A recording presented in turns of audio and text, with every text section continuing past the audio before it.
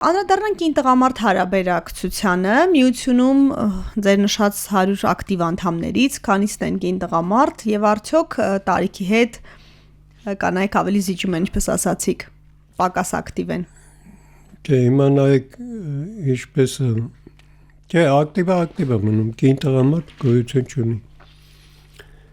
Հիմա նայեք, եթե ես ունենայի գրասենյակ, մի հատ տիպ բերեմ, որը ձեզ կարող է զարմացնի, որովհետև ես ձեր հաղորդումներից որոշ բաներ ես երկու նայեցի, մի հատ կին էր խոսում, ինքը փաստեց, որ Հայաստանում կա 352,000 թոշակառու։ Ինքը ընդամենը կեսը ասեց, 600 եւ ավելին է։ Թոշակառուն երբեք ոչ մի երկրում, մենակ Հայաստանում չի պակասում ինքը։ Եթե գցենք 600-ը, ես գիտեմ, որ Երևանում 600-ից շատ է, Հայաստանում, Երևանում չէ կներեք։ Դրան գումարվել է նաև Արցախից եկածները։ Նու դրա համար ասում եմ 600-ից ավել, ես կոնկրետ տիպ չեմ կարող ասեմ,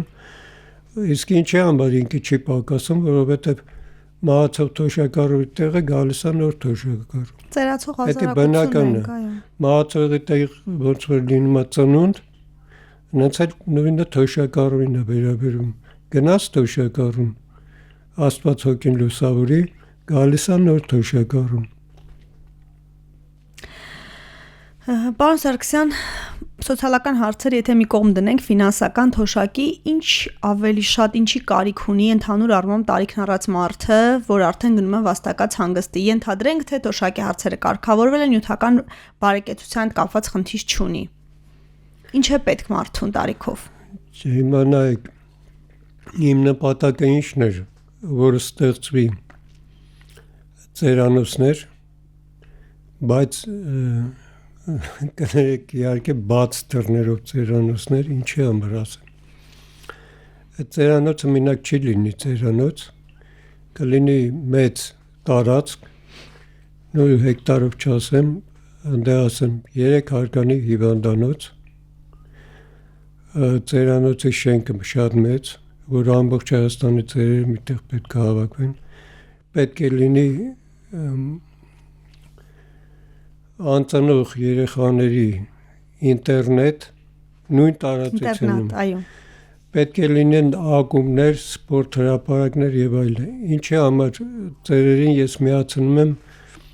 ծնողազուրկ երեխաների ինտերնատի հետ, քանի որ ամեն տատիկ ուզում է շփվի իր թոռնիկի հետ, նույն պապիկ, տատիկ կապ չունի, նույնն էլ այդ ծնողազուրկ երեխաները մեծ հաճույքով կշփվեն իրենց հետ, ինչո եմ ասում բաց, խոսքի Երևանում կա այդպիսի տեղ, պատկերացրեք ամեն տեղից մեր ծերերի պապիկները, տատիկները մենք հետաքրքրություն կունենան, գնալ օրը իրանց անցկացնել, շփվել, պարտադիր չի ընդ մնալ։ Հետո անպայման պետք է լինեն մի քանի արտադրամասեր, խոսքի կարի շինենք, պահածոների, կոշիկի, տոնեսենը զբաղվեն, ու պետությունը պետք է աջակցի, որ այդ մեր արտադրանքը, ոնց ասեմ, հասնի զինվորին, հիվանդանոցներին եւ այլն։ Ամենակարևորը, ես այդ հիվանդանոց, որ ասեցի, պետք է ունենանք առանձին բաժին, որտեղ պետք է այն թոշակառուները, այն ծերերը, այն տարեսները, որոնք արդեն հրաժեշտի ճանապարհին են, ոչ թե տան մեջ դայակ վարձեն խնամեն, այլ մենք ունենանք գլորորյա, այսինքն շուրջօրյա հոսպիսների մասին եք ասում, որ գործում են այսօր էլ կան։ Նստում են, խնամում են, կարիքները հոգում են մինչև ճանապարհելը։ Շատ լավ գաղափարներ են, Աստված տա իրականություն լինի, իսկ պետք է պրոակտիվ լինեք եւ օգտվելով եթերի հնարավորությունից, ասեք թե մարդիկ ինչպես գտնեն ձեզ, միավորվեն, որովհետեւ եթե շատ մարդիկ միավորվեն ձեր շուրջ, ավելի մեծ ուժ կներկայացնեք եւ հնարավոր կլինի ինչ-որ բան փոխել։ Միավորվելու հարցը իմը շատ հանգիստ է։ Եթե ես տեղ ունենամ, այդ թեկուզ այսքան ձեր ստուդիայի չափ, ինչ եմ անում։ Փողոցներում իմ ոնց ասում են պագոներից ներքև չէ՞, փողոցներում հասարակական վայրերում, այսինքն տարածքային սոցապներում բանում, ես իմ այցեքարտերը կբաժանեմ, մարդիկ իմանա, որ տարածք ունենք, հետևը հասցեն կնշեմ, ես թեկուզ օրվա մեջ մի քանի ժամ, 3-4 ժամ այդ օֆիսում լինեմ, ինձ թվում է, որ 20% ամբողջ Հայաստանի, 60-70% Երևանի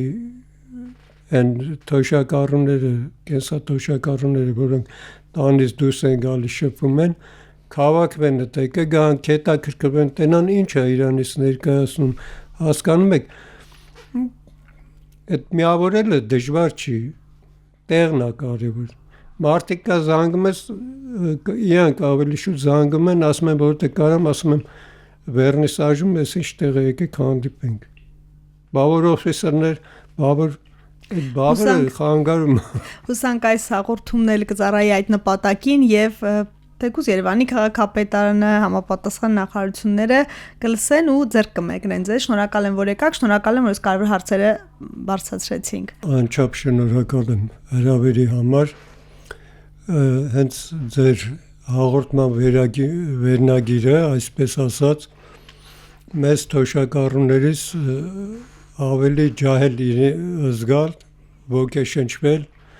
Ես շատ ուրախ եմ, որ մասնակցում եմ ձեր հաղորդմանը։ Հուսով եմ առաջի անգամ չի լինի, իհարկե, հաշվի առնելով գործունեության ոլորտը, հենց դրան էի ուզում անդրադառնալ, այս դեպքում ոչ թե ես գտա ձեզ, այլև դուք գտաք ինձ, ինչ ակնկալիքով, ինչ ունեք ամենակարևոր բանը փոխանցելու ձեր տարեկիցներին, մարդկանց, որ 60-ը թևակողել են եւ գնում են դեպի 100, ինչպես մենք սիրում ենք ասել այս հաղորդման շրջանակում։ Ինձ ոգևորեց այն հանգամանքը, որ պետք է ստեղծվի մի կազմակերպություն, որը սատար կկանգնի ծերերին,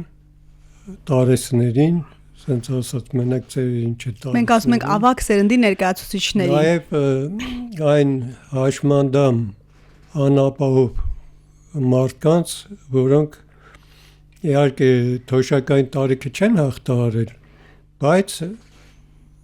թոշակառու են, այսպես ասած։ Դրա համար իմ հասարակական կազմակերպությունը չունի տարիքային սահմանափակում, թոշակառու է։ Իսկ ընդհանրապես մեծ մասամբ մենք ուշադրություն ենք դարձնում կենսաթոշակային տարիքի մարդկանց վրա, հետո Հայաստանում օրենքները լրիվ խախտված են, քանի որ եթե մարդուն թոշակավորում ես, թոշակավորի ինչ-որ կոնկրետ տարիքից, բայց մարդը անդրադառնալով, այսինքն դիմելով թոշակի համար, նայում են 63 տարեկան է, ինչ-որ ստաժ չի հերիքում, նրան չեն թոշակավորում։ Դրանից հետո դառնալով 65 տարեկան դնում են մինիմալ թոշակի։